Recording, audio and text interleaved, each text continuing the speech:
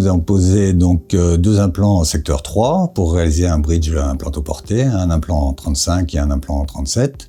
L'implant 35 ne doit pas poser de difficultés particulières. L'implant 37, lui, va être un implant court à cause de la proximité du nerf mandibulaire. Alors, j'utilise les implants Ibone de chez ETK depuis 3 ans à peu près.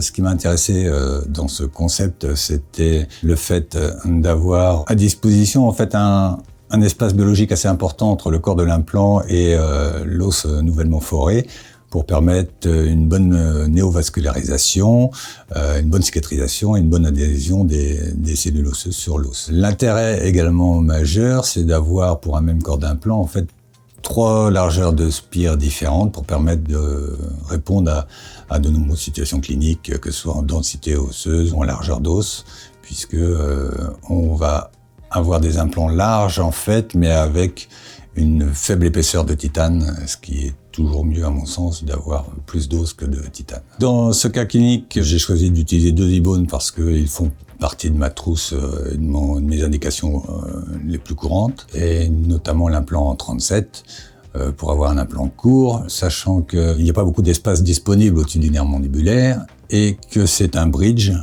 Donc il faut que le pilier de bridge soit suffisamment résistant et solide. Et en fait, la largeur qui m'intéresse dans ces cas-là, le fait que ce soit un implant court et très large, qui développe une grande surface de contact avec l'os, qui va me permettre d'avoir un pilier de bridge suffisamment solide pour avoir une pérennité à long terme du bridge implantoporté.